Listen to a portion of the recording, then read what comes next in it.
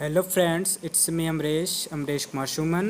और आज हम लोग पढ़ेंगे क्रिटिकल थिंकिंग के बारे में, मतलब महत्वपूर्ण चिंतन।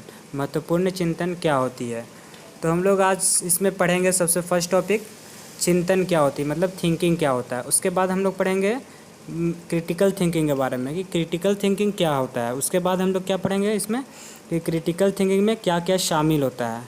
तो चलिए स्टार्ट करते हैं हम लोग, क्रिटिकल थिंकिंग क्या होता है। ठीक,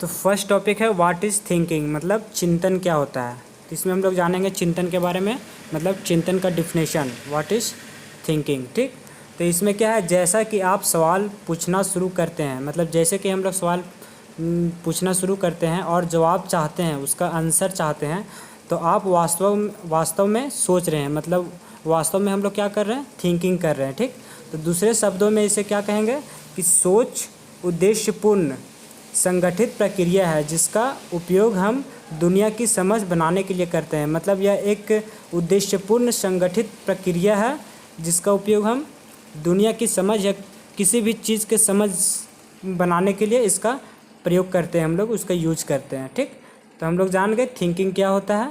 उसके बाद आगे हम लोग जानेंगे महत्वपूर्ण थिंकिंग क्या होता है, मीन्स क्रिटिकल थिंकिंग क्या होता है। ठीक,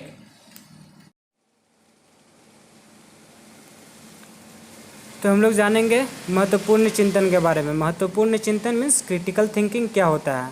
तो आलोचनात्मक सोच स्पष्ट रूप से और तर्कसंगत रूप से सोचने की क्षमता है कि क्या करना है या क्या विश्वास करना है। ठीक, आलोचनात्मक सोच क्या होता है, स्पष्ट रूप से तर्कसंगत से सोचने की क्षमता है। इसको तर्क से हम लोग सोच सकते हैं, थिंकिंग कर सकते हैं कि क्या करना है और क्या विश्वास करना है। ठीक, तो महत्वपूर्ण सोच को सामान्य ज्ञान दिया जाता है।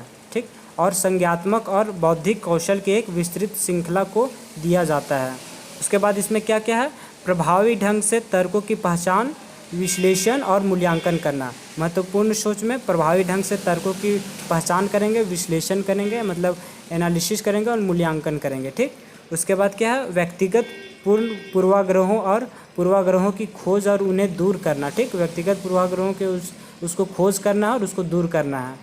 उसके बाद क्या है, निष्कर्षों के समर्थन में ठोस कारण प्रस्तुत करें, मतलब क्या निष्कर्ष निकलता है उसका ठोस कारण प्रस्तुत करना है। फिर क्या है, क्या करना है और क्या करना है इसके बारे में उचित बुद्धिमान निर्णय लें, मतलब क्या करना है उसके लिए हम लोग को उचित बुद्धिमान निर्णय लेना है। ठीक, उसके बाद नोट में क्या है, महत्वपूर्ण सोच एक कौशल है, यह एक स्किल है, एक तरह से बोल सकते हैं। कौशल मीन्स स्किल, इसलिए सौभाग्य से हमारे लिए इसे अभ्यास के माध्यम से बढ़ा सकते हैं। मतलब यह एक स्किल है, तो कोई भी स्किल जब हम लोग निरंतर अभ्यास करते रहेंगे, उसको हमेशा करते रहेंगे प्रैक्टिकली रूप से, तो क्या होता है, स्किल इन्हेंस होते जाता है, मतलब बढ़ते जाता है। तो इसीलिए बोल रहा है कि क्या, कि महत्वपूर्ण सोच एक कौशल है, इसको हम सौभाग्य से किसके माध्यम से बढ़ा सकते हैं, अभ्यास के माध्यम से। मतलब हम लोग इसको हमेशा निरंतर अभ्यास करते रहेंगे तो उसके माध्यम से इसे हम लोग आगे बढ़ा सकते हैं। ठीक,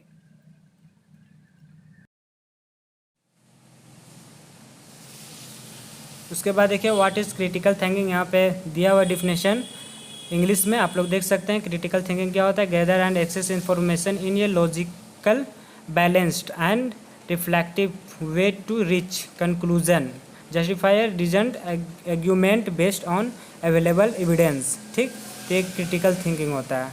उसके बाद हम लोग चलिए आगे देखते हैं क्या है। महत्वपूर्ण चिंतन के अंतर्गत निम्नलिखित शामिल हैं। महत्वपूर्ण चिंतन के अंतर्गत क्या क्या शामिल है वो हम लोग देखेंगे। तो फर्स्ट में क्या, विवेचना। तो विवेचना क्या होता है, आपके द्वारा प्रस्तुत की जा रही जानकारी को समझने की क्षमता होने और उस जानकारी का अर्थ दूसरों तक पहुंचाने में सक्षम होना। मतलब आपके द्वारा जो भी जानकारी प्रस्तुत की जा रही है उसको समझने की क्षमता होना और जानकारी का अर्थ दूसरों तक पहुंचाने में सक्षम होना, उसको विवेचना कहते हैं हम लोग। उसके बाद क्या, विश्लेषण, मतलब एनालिसिस क्या होता है, तो क्या निर्धारित करने के लिए सूचना के टुकड़ों को आपस में जोड़ने की क्षमता होना, सूचना के अभिप्राय का अर्थ प्रतिनिधित्व करना था। मतलब विश्लेषण में क्या होता है, जो भी सूचना होता है उस सूचना के टुकड़ा उसको वापस आपस में जोड़ देना है, ऐड कर देना है, और उसका क्या अभिप्राय, क्या अर्थ निकलता है उसका प्रतिनिधित्व करना, उसको क्या बोलते हैं, विश्लेषण। ठीक, उसके बाद क्या है, निष्कर्ष। निष्कर्ष क्या होता है, तो समझने और पहचानने की क्षमता होने के बाद आपको किन तत्वों की आवश्यकता होगी, समझने और पहचानने के बाद कौन से तत्व की आवश्यकता होती है, उसे निपटान में आपके पास मौजूद जानकारी से सटीक निष्कर्ष या परिकल्पना निर्धारित करें, ये क्या होता है, निष्कर्ष।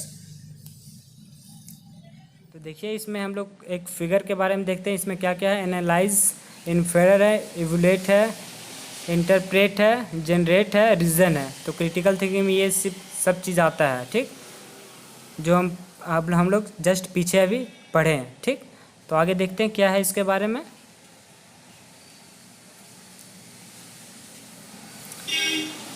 तो इसमें आता है मूल्यांकन। अब मूल्यांकन क्या होता है, इवैल्यूएट जिसको हम लोग बोलते हैं। तो किसी व्यक्ति के बयानों या विवरणों की विश्वसनीयता का मूल्यांकन करने में सक्षम होना, जानकारी की वैधता को मापने के लिए अनुभव या निर्णय या राय प्रस्तुत करना, इसे हम लोग मूल्यांकन कहते हैं। ठीक, उसके बाद क्या है, स्पष्टीकरण। स्पष्टीकरण क्या होता है, तो जानकारी को न केवल बहाल करने की क्षमता, जानकारी को न केवल बहाल करने की क्षमता है, बल्कि जानकारी में स्पष्टता और परिप्रेक्ष्य जोड़ें, इसलिए इसे किसी के द्वारा पूरी तरह से समझा जा सकता है, उसे हम लोग क्या बोलते हैं, स्पष्टीकरण। उसके बाद क्या होता है, स्व विनिमयम, मतलब इसको हम लोग सेल्फ रेगुलेशन बोलते हैं। तो अपनी स्वयं की सोच, क्षमताओं और उन तत्वों के बारे में जागरूक होना जो आप परिणामों को खोजने के लिए उपयोग कर रहे हैं। मतलब अपनी स्वयं की सोच, मतलब जो हमारे खुद का सोच होता है, और उन तत्वों के बारे में जागरूक होना, उसके बारे में हम लोग जागरूक होना, अवेयरनेस होना, जो आप परिणामों को खोजने के लिए उपयोग कर रहे हैं, ये क्या होता है, स्व विनियम, मतलब सेल्फ रेगुलेशन। उसके बाद क्या है, कार्यों का विश्लेषण करना, मान्यताओं की पहचान करना।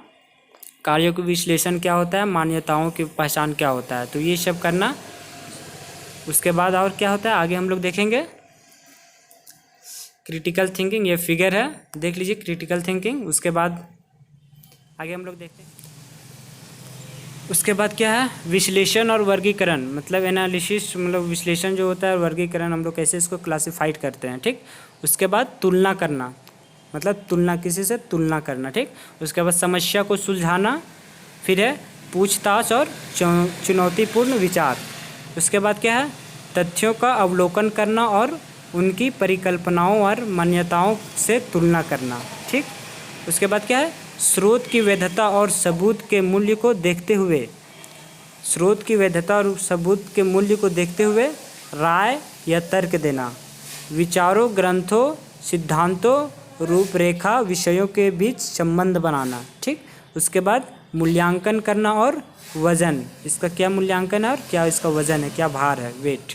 उसके बाद आहरण, उसके बाद सामान्यीकरण करना, करना। उसके बाद ठीक है, उसके बाद हम लोग आगे टॉपिक पढ़ेंगे क्या होता है। Thank you.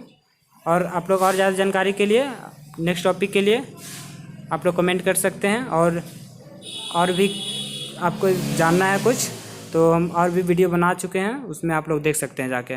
ठीक है।